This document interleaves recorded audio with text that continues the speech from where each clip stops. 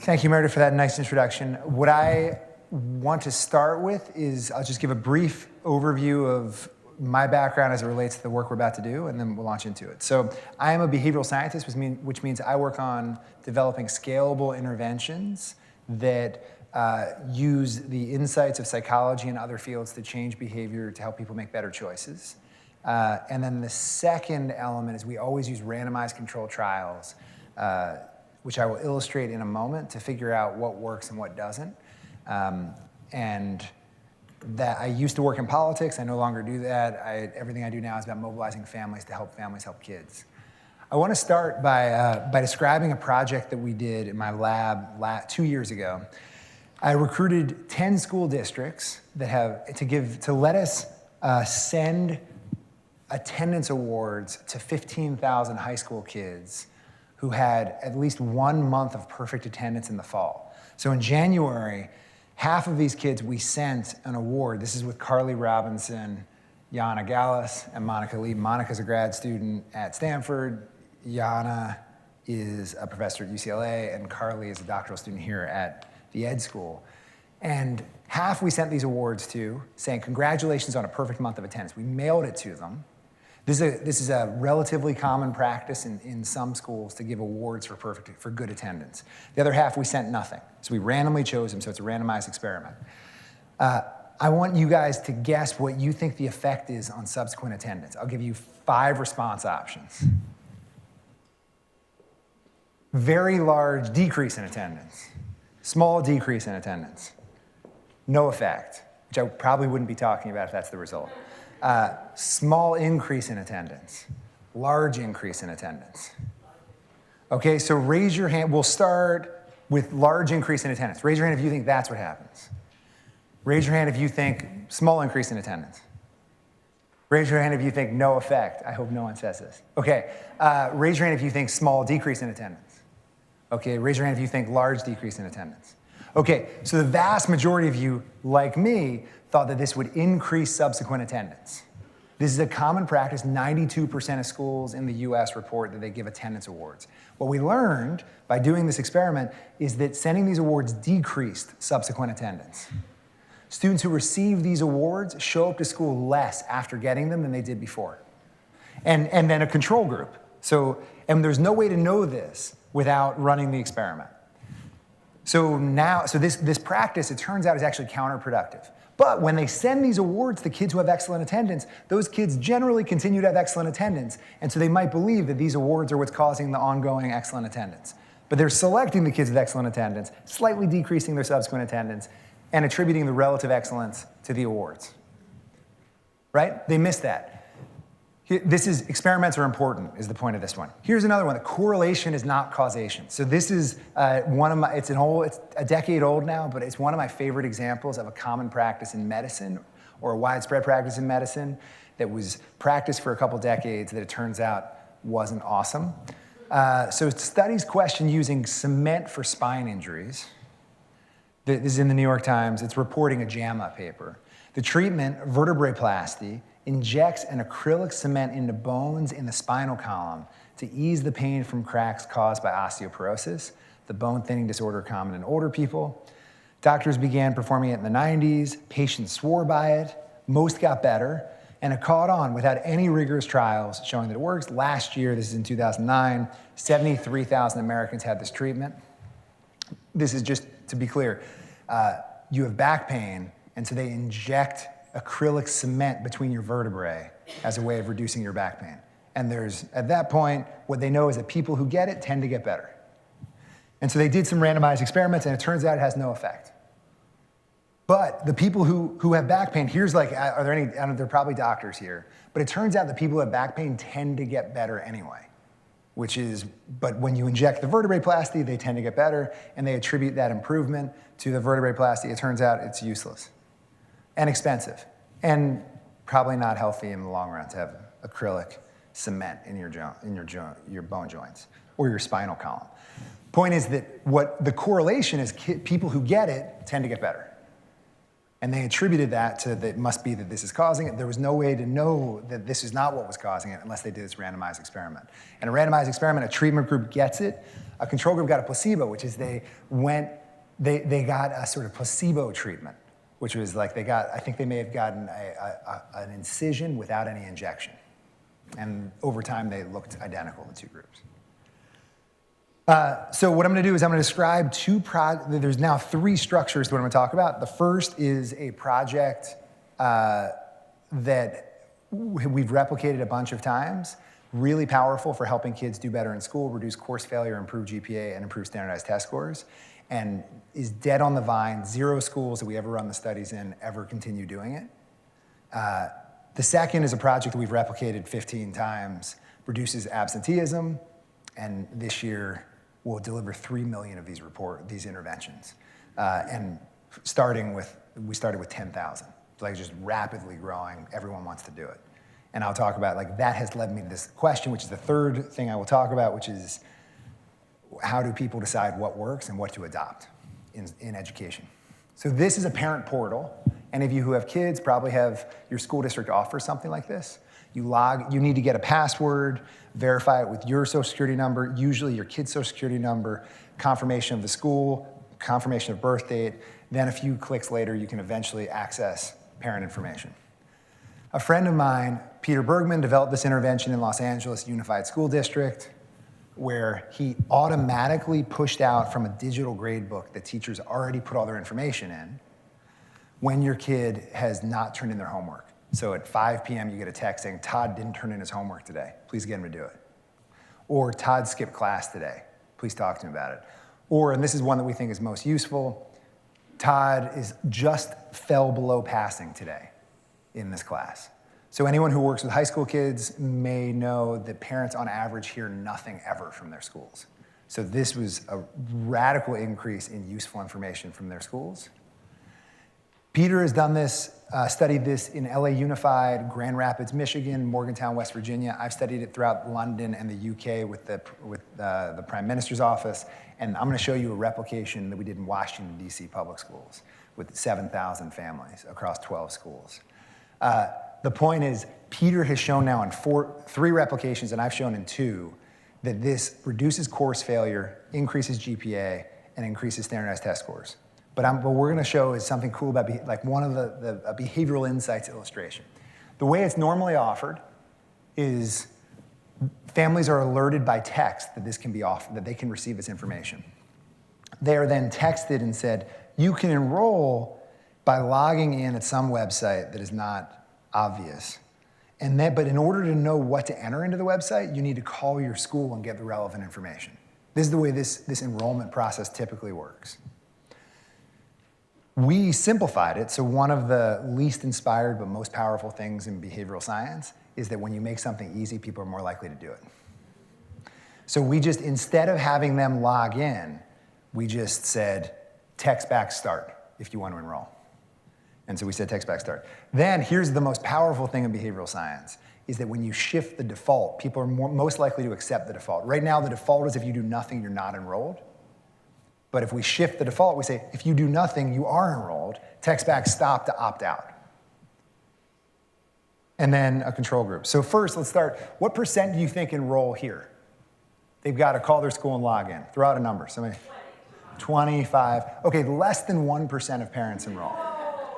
And if you're a superintendent here, you're not wrong to think this is useless. All right, now what number? Come on, yell it out. Okay. All right, now I've tricked you. You're not gonna, okay. 11%. So that may not seem like a lot. It is a 10x increase in the percent of parents who sign up for it, right? That's massive. It happens to be the parents of the best performing kids, so not necessarily the ones that I'm most worried about. We should definitely inform everybody, but these aren't the ones who I think are gonna benefit the most from it. So now, your intuition is right on this one. What percent do you think stay enrolled when it's opt-out? 95% of parents stay enrolled. And what? So it's not even 89. It's not 89, it's 95. Yeah. It's not even the converse. No, it's better than that. Yeah, exactly. So One thing that's important about the opt-in, opt-out, I should say that these students, 1 in 4 doesn't fail a class relative to the other groups, so it reduces course failure. GPA goes up. And my favorite part of this study is we text parents during the summer after this program is over, and we say, would you like more information than you've been getting this past year from the school? And so this group has been getting a ton. Every other group has been getting what they normally get, which is nothing. And this group is more likely than the others to say they want still more, right? Which is that parents don't know what they don't know. And when you give them useful information, they act on it, they improve student achievement, and they want more. But one thing that's worth noting just on opt-in, opt-out, they mean something totally different. Here, would you like extra information we're offering you about your kid? Yeah, I mean, more extra, above what is expected. Here, would you not like the information we're planning on giving you about what's going on with your kid? Like they mean something. What kind of a parent are you if you don't? I mean, like you may not want it for a variety of reasons, but it's more diagnostic about like, do you not want this information that we're already gonna give you versus would you like to elect to get all this extra stuff? So the default is really powerful, simplification is really powerful. I wanna then show, you'll see a bunch of these over the course of the next however many minutes. I teach superintendents all the time, or principals and whatever, so I always use them as participants and have them fill out surveys. So I asked superintendents how many they thought would sign up in each condition. And so remember, this is in the standard 1% sign up, simplified 11, 95. So the difference between automatic enrollment and the active, painful opt-in is 94%. The superintendents thought that the standard process would enroll 34% of families. They thought that when you simplify it, it'll go to 48, and when you change the default, it'll go to 66. Right, so they thought that the way you implement the technology would only lead to this relatively modest increase in take-up, whereas it has this profound difference in take-up, which is leaders don't anticipate that how you implement the technology changes its likelihood of being adopted, which changes its downstream effectiveness. Right? This is part of this theme that I'm sort of working through, which is how do decision makers decide what works? A superintendent here would have to conclude this is useless. But it's entirely because they implemented it wrong. And they would miss that it ends up being among the most effective education technology interventions that we know exist.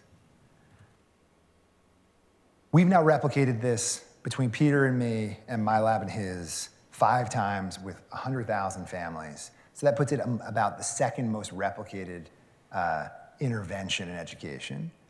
And what we know is that it reduces course failures, it increases GPA, it increases parent demand for more information, and leaders don't anticipate that how you implement things like this matter. And 0 schools we've ever implemented it in ever continued doing it. So it's now been super well replicated, involving perhaps over 100 schools, and none of them continued using it.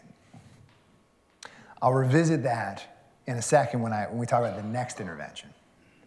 Okay, so putting that one aside, the other intervention is modeled after this mailing that you all get, which is comparing your energy use to your neighbors. Raise your hand if you get this. Do you get a mailing saying you use more energy than your neighbors? Okay. This intervention is delivered on behalf of your utility, probably Eversource or something like that, by an organization called O-Power, started by 2 friends of mine who are alums of the college. They were starting a clean energy company in 2007, and they read this journal, this psychology journal, and saw this study that when you tell people they use more energy than their neighbors, they reduce their energy meaningfully. This company now delivers something like 15 million of these reports a month in 14 countries. They went public for like $1 billion 5 years ago, and they reduce energy use the equivalent of half of all solar production in the world. It's something like the most effective way to reduce energy use anyone has ever uncovered, other than a technology change. And I studied it, 250,000 families that were getting it in 4 different zones in the US over 5 years, and the effect grows over time, which I would not have predicted. The other thing that they have learned is that delivering it digitally is way less effective, if at all effective, relative to delivering it by mail. And the reason is the mail becomes what we call a social artifact. It sticks around in the home. People put it on the fridge. They complain to their spouse about it. They show it to the kids and tell them they need to turn their lights off. Whereas a digital communication has a one-time consumption and then disappears. And like with the texting's great if you tell a parent their kid didn't turn in their homework tonight.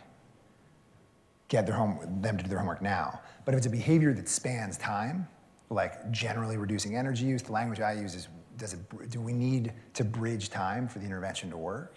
In which case, then you need to have some kind of shelf life, a strategy for sort of surviving in the home, maintaining and capturing attention. So this is super effective. The least inspired intervention that I've ever been involved in is like, let's directly translate this into an education intervention to reduce absenteeism. You're gonna see, it looks exactly like this. We'll show it in a second. But let me tell you about student absenteeism. It turns out that missing school is correlated with all the things that we think school does, which is it's negatively correlated with those things. Missing school seems to be related to dropout. Missing school seems to be related to reducing test scores. Missing school actually seems to be related to later life earnings, contact with the juvenile justice system. It appears that attending school is necessary for learning in school. Reducing absenteeism is really expensive and difficult to do at scale. So the best evidence we have is that texting this kind of personalized info automatically is useless. The best evidence we have on reducing absenteeism is truancy officers or social workers, mentors devoted to reducing absenteeism. And they can reduce a day of absenteeism at a cost of about $500 per day generated. So Chicago Public Schools, Jens Ludwig and John Gurian and team have a randomized experiment in Chicago Public Schools where they show that at best, mentors can reduce absenteeism by up to 3 days over the course of a year, where they check in with the kid twice a year, and they check in with the parents twice a month. Or they check in with the kid twice a week, they check in with the parents twice a month. They do this for a year to 2 years. And at most, it can reduce absenteeism up to 3 days. Turns out it's just hard and expensive to reduce absenteeism. Something interesting about this, if anybody is wondering about this intervention, you may wonder, why would a utility that sells energy hire a company to get its consumers to consume less of what it sells? Think about that for a second. It's a really weird business model. It's because it's a regulated niche that regulators tell utilities you get a fixed amount of revenue per user, and if you can demonstrate reductions, you get additional revenue. It's just a niche that policymakers created.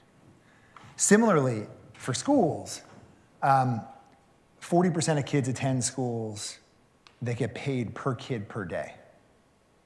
So Los Angeles Unified gets $63 per kid per day. The state has to come up with a strategy for allocating aid, and Texas, California, a bunch of other states have decided that's gonna be based on average daily attendance. So there's revenue tied to increasing attendance in addition to academic performance. And then finally, the federal government passed a law that's resulted in every district, nearly every district in the US, now being held accountable for the first time to reducing absenteeism. Okay, so you can see the completely uninspired intervention. We did this in Philadelphia in 2015, district-wide with 30,000 families. We randomly assign them to different conditions and send 4 rounds of these reports saying you're choosing the kids who miss the most school, saying your kid misses more school than their classmates, this is how many days. It's worth noting that parents have 2 really widespread false beliefs, almost universally held. They underestimate their own kids' absences by 50%. So if my kid has missed 20 days, I think my kid has missed 10. Like every district we've done a survey, and this is the pattern. And the other is that parents of kids who miss more school than their classmates. So 100% of them miss more school than their classmates, and the majority think they miss less or the same. So it's like the Lake Wobegon effect. Like every parent thinks their kid is above average on attendance, even those of kids who miss more than their classmates. And there's no way they could know what the right answer is to that. We never tell them. So we end up correcting these false beliefs, and it proves to be very effective. Some key beliefs really matter. For example, how many days your kid has missed. My kid has missed 20 days. I thought it was 10. Correcting that belief seems to really matter. People read mail contrary to, we're not living in the future yet, that you do these experiments where in the summer you call people and you say, do you remember receiving this? And the control group, 0 people received it, but 25% say they got it, which is like totally common. They're lying, they're being nice, they're misremembering, whatever. 25% of people think they got it. But in the treatment group, 75% of people remember getting it and reading it, which is a set of mailings, at least 50% read it closely enough to remember it into the summer, right? So that's a conservative estimate.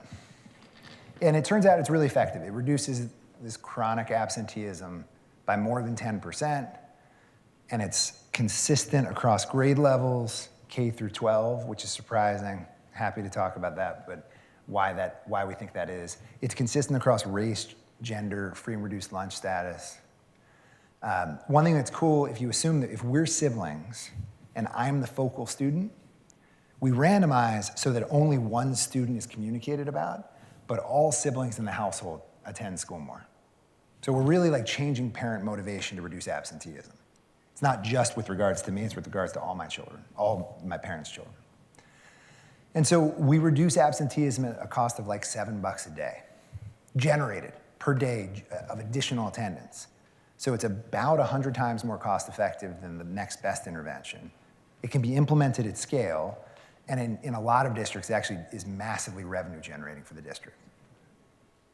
We've now replicated it 14 times. We replicated it in Chicago public schools. We replicated it in 10 districts in California. We then replicated it in LA Unified. We replicated it in other not disclosed districts. Consistently reduces absenteeism with this kind of effectiveness, and it seems to be getting more effective. These districts that we initially ran the studies in asked me and my lab at Harvard if we would implement it for them to continue to reduce absenteeism.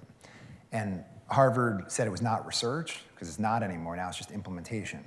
So we spun an organization out called In Class Today that now implements these for districts. And 2 facts that are really cool about it. The first is now it has this staff and data scientists, and it runs constant experiments. It makes the intervention more effective. For those of you we now have a much better heterogeneous treatment effect model, so we can actually target those who will be most treatment responsive to different messages. We also have improved timing, and there's now 10,000 variations of the message across, there's like 13 languages, but all these different variations that have resulted, we think, in 50 to 100% increase in the effectiveness of the intervention over the last 2 years. Right, so rarely, what usually happens in academic science is we have papers with small sample sizes showing giant effects. Then the world tries to implement them, and if they replicate at all, they replicate at a tiny fraction of the effect size. So this, because we keep doing this sort of constant tweaking, it's getting more and more effective. And additionally, it actually has proven to be really revenue generating for a bunch of districts. So we did this pilot in Los Angeles Unified 3 years ago, where they spent $150,000, and we did a control group and a treatment group so we could see exactly how many net days we generated. And we generated enough net days that we increased revenue by almost 10 times as much as they spent. So now, this is the second year in a row, they're now doing it district-wide. And that was compelling evidence, or at least it seemed compelling evidence to the superintendent. So the organization in the first year only implemented a few thousand, then the next year, something like 5 times as many. And then this year, they're implementing something like 3 million of these interventions. And the expectation that there's probably double or triple again next year. And this is just because, that's just a fact. Districts seem to want to implement this, even though it doesn't even move the thing we care about, which is actual learning. It just moves an input, which is attendance. So the impact, it reduces absenteeism, it spills over to siblings. Some beliefs really matter, in particular, how many total absences my kid had. And it's scaled up much, to my surprise, seems to have good product market fit as they describe it. And now I contrast that with the other intervention. Both these 2 interventions, I think I can immodestly say are the most replicated education interventions. I think with the largest scale replications of any education interventions in the US because they're so easy to study. Most interventions are really, really hard to study. These, we've done lots of experiments because they're super easy and they work, but this one has gone nowhere. And this one seems to, every district we've done it in wants to continue doing it. So that has led to this question, why is that? And could it be that there's an important outcome? The texting parents actually moves the outcome everyone cares about. The absenteeism one doesn't necessarily move the one we care about. It moves an input to it. Evidence that it works, lots of evidence that both of them work. Is there a regulatory mandate? Are they held accountable to moving these? In both cases, they are held accountable to improving student performance and reducing absenteeism. Do they understand that it works? In both cases, we've communicated back the results. We do trainings with their staff. So does the relative marginal cost for intervention delivery, how much does it cost to deliver the intervention? This one actually dominates, right? The modality is just digital communication, so it's actually cheaper, it would appear. So how about teacher effort to administer the intervention? This is where I think the real sweet spot is. In order to implement this intervention, we need teachers to continue to use the same gradebook and keep it up to date. And anyone who's ever worked in schools, it's incredibly hard to change teacher behavior. When we run these studies, the principals hound the teachers to use the same digital gradebook and keep it up to date. And they don't like it, and it's really hard to compel them to. And teachers have learned over time, there's always new initiatives, and the average tenure of an urban superintendent is 2.5 years. They just have to wait it out, and whatever they're being pushed to do will change. So it requires a ton of, even though it appears to be easy, costless technology, it requires teachers to change their behavior in order for it to be implemented at scale. Additionally, it requires district stability for the intervention to be possible. So one thing we've learned is that the back-end technology, the back-end databases, the district keeps changing with new staff and new leadership. And so one of the things that teachers complain about is they'll learn a new technology because they're asked to, and then the district will discontinue it and move into a new one. So these are the two that, for me, when I make sense of these, I think that the reason one has scaled and the other hasn't very well is because one requires teachers to change their behavior, and the other, I talk to superintendents, and they can say yes, and within 2 weeks, district-wide, we can reduce chronic absenteeism by 10 to 15%. The other one is going to require an 18-month initiative to get teachers to come on board. And they have a lot of other initiatives that may or may not be productive, but they have a lot of other initiatives. This was a surprise to me because I started both thinking that if they work, they're easily scalable. Those are the only projects we start in my lab, which is, can we learn something about human behavior? And if it works, does it suggest a scalable intervention?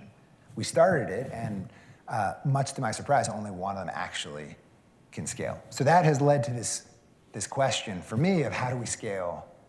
What leads some things to be adopted and other things not to be?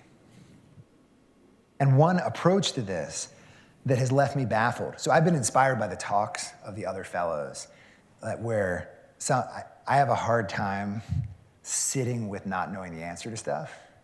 And I see many of you are just sort of wrestling with something openly and continuously. I have a high need for closure. But nonetheless, so that's the closure on what I know. Both these interventions work. One seems to be scaling really well and the other doesn't. But the question I'm really interested in is, how do decision makers, leaders decide what to adopt and what not to? And a dimension I think is really interesting on that is what counts as valid evidence. For me, I started with those examples of the spinal cement and the attendance awards, where we do randomized experiments and we show that things that people do, that they all believe work, are actually counterproductive.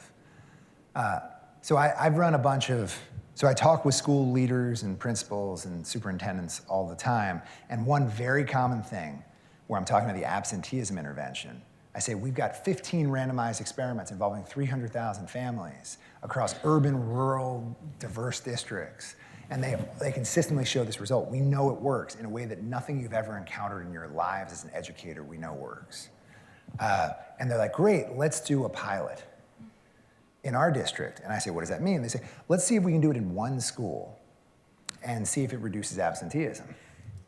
And so I had my team, we did a simulation where we ran the simulation we ran the intervention, and it has a modest but real effect, an effect we know is real. And then we ran the simulation knowing what the natural standard deviation, the natural noise in a school is year over year, week over week, month over month. A kid's absence varies a ton. A school's absence varies a ton. It's a noisy world. And so given that, if you implement it in one school and you just look pre and post, what's the probability that attendance is going to decrease after administering the intervention? So you have a 50% chance that attendance will decrease after administering the intervention, and a 49% chance that it will increase, just based on noise. And a 1% where there'll be no change. Basically, the effect is small but real, cheap and easy to implement. It's not a panacea, but it works, and it's outrageously cost effective. And if you run a pilot, you have a 49% chance of falsely believing that it actually increased absenteeism. And only a 50% chance. This may, for those of you unfamiliar, you may read this as like, oh, it doesn't work. It works. 15 randomized experiments involving 300,000 families around the United States. But the world is super noisy and effects are small. And so given that, a pilot is utterly useless, but everybody wants to run one because they think that they can interpret it. It actually creates what my mentor Don Green in political science calls, well, I don't want to blame him for this. I understand he calls it negative knowledge, which is like they will falsely believe they learned something. They are worse off from a knowledge base for having done this than had they not done it. But it's like completely widespread. So I ran an experiment with 200 or so principals where I said to these school principals, I said, imagine there's an absence reduction intervention and a large randomized control trial in a district like yours shows it works great. In the other condition, I said, imagine there's an absence reduction intervention that a single principal in a different district says it works great. So like from a truth, like from a true value in terms of what we know to be true, a large randomized control trial gives us more information about the actual causal effect than a single principal observing the impact in their district, in their single school. And I said, how interested would you be in working to implement the program in your school, just based on this information, between subjects, so they don't know that they're different? And roughly the same. So basically, like, actually, the data they slightly prefer a single principal to any randomized experiment. We then do a bunch of online, so now we're moving from peers, and I have a big field experiment we're working on this, where we're actually gonna deliver to several thousand superintendents marketing materials, where we quote a principal or we quote a randomized experiment, and the outcome measures whether they hire this organization that we started, and it's almost certain they're gonna prefer the principal. Not certain, how about it's almost certain that they're not gonna prefer the RCT. And all that is like, why do we care? We're the only people who care so much about this level of evidence. So here's a hypothetical press release. This is an online sample I'll then replicate with some superintendents in the next study. According to a new meta-analysis, researchers found that people whose diets were high in vitamin K2 had a 23% lower risk of hip fractures compared to those with a lower consumption. So this is just correlational. We just look at people who have this versus people who don't.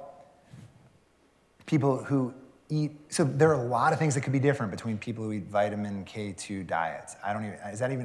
We may have even made up the vitamin. I don't know if that's a real vitamin. And we said hypothetical twice. See, that's the ethical part. But then in the other condition, we said, according to a new randomized controlled trial, people were randomly assigned to the vitamin versus those in the control group. Okay, it may seem subtle, but one is observational data, just correlation. The other is causal. And this is just lay people. They did understand, they did read it closely enough to be able to know that in the randomized control condition, when we said, were they randomly assigned to the treatment condition, they knew they were. And in the correlation condition, they knew they were not. 74% of people correctly recalled what condition that it was not randomly assigned or it was randomly assigned. So they processed it. They know that it's random assignment or not. But again, does it prevent hip fractures? The same. Would you, if you were a doctor, would you prescribe it? The same. Like, okay, so normal people, even when they know random assignment happens, don't really think it's that important for inferring their causality. So now I did superintendents. I did this a couple weeks ago with a group of superintendents that were on campus. There were 64 of them. I asked them, researchers found that those, so you guys can do the counterfactual here, or trying to figure out what's going on causally here. Researchers found that students who enrolled in peer tutoring had a 12% higher likelihood of passing all their classes compared to those who did not enroll. One could imagine that those who enroll on their own are different than those who do not. And so that it may not be the peer tutoring, but it may be those who elect to enroll are different than those who do not. This is the danger of this kind of observational data. Then another condition we say, these are superintendents. Those who were randomly assigned to participate in peer tutoring had a 12% higher likelihood of passing all their class compared to those who were randomly assigned to not participate. So this is a random assignment, same populations, 12%. This should give you a much higher prior on whether this matters, whether this works, peer tutoring. Again, they can infer, they read it closely enough. That graph I find confusing. 84% of the superintendents in the next question can answer, were they randomly assigned in the vignette you just read? And those in the RCT said yes, those in the correlational study said no. So they read it and they understand that they were or were not randomly assigned. And now these are superintendents. Does peer tutoring cause higher course passing? Same across conditions. Based on the press release, would you recommend it to students? Same across conditions. Even though we've given them, like, if this were true, and it is true, they can't infer the sort of evidentiary difference between the correlational and causal study. I say this as like, I am obsessed with inferring causality. How do we know whether something causes anything? All of my colleagues are obsessed with it, and many of you, I share we're too obsessed with it. One, there's like, we should be more interested in descriptive data in the first place. And second, this kind of causal claims take on this sort of this dominating role in policy and public discussion. Fine, but nonetheless, it does take on a dominating role. And the audience doesn't seem to know the difference. And slightly prefers hearing an anecdote from a single principal over evidence of a randomized experiment. I talk to superintendents, and this is exactly like, they are much more moved by a quote from a single parent than me saying that we have 15 randomized experiments showing. And lots of possible alternative explanations, but I find it baffling, and more than that, I find it leads to this deep introspection of what am I doing? Why bother? So in summary, some effective practices scale rapidly, others don't. Sometimes I think because of attributes of the practice, whether it requires teachers to implement it or not. And sometimes because of decisions by leaders. And leaders have an intuition that pilot studies are useful. And I just published something I really like in Ed Week this week on how effect sizes in education are really small. It just turns out it's hard to change people's behavior in any domain. In voting, we've now learned that the typical get out the vote mailing increases turnout. Generate your own intuition. A good mailing saying, remember to vote on Tuesday, and you got it on a Monday. Think about what impact it has on increasing people's likelihood of voting, okay? It has a 0.2 percentage point effect. I'm gonna bet that everybody had a higher estimate, everybody who's not familiar with this research. I've run probably over 100 get out the vote experiments using mail. Like Don Green and others have this meta-analysis. 0.19 percentage points. Is that good or bad? It's neither, that's just what it is. It turns out it's hard to change people's behavior with light touch interventions. In education, nearly everything has a small effect. Nearly everything. We wrote about it. You guys have probably heard about growth mindset. This growth mindset stuff where you teach kids that their intelligence is malleable versus their intelligence is fixed. Carol Dweck has a series of great papers on this. The original paper in schools showed that it reduced, that when you convince kids that a growth mindset is real and that they should work hard and that intelligence is malleable, it led to a 0.8 GPA increase. There were less than 100 students in that study. And a recent, including Carol and others, massive replication of 11,000 students finds it's actually 0.04 GPA points, which is still outrageously worth it for a 30-minute intervention because it's really hard to improve student achievement, and a 30-minute intervention that increases GPA by 0.04 is still worth it. There's no silver bullet. It turns out it's hard to change behavior. So effect sizes are small when samples are small and the world is super noisy, but people still think pilot studies are informative. Peer reference seen as at least as informative as RCTs. Correlation in experiments appear equally compelling as causal information. And this is all provisional, like I need to replicate all of this, but this is like the way I learn is by running poorly designed survey experiments. But ultimately the question that I'm like wrestling with and reading about is what are attributes of organizations, leaders, policy environments, and interventions that make organizations more likely to adopt effective practices? And that is the sort of motivating question that comes from this body of work. These are some of the studies we've done over the last couple of years, and the two that work. These actually work, and only one of them people want to adopt. That is all, and I am happy to take questions. Thank you guys for coming.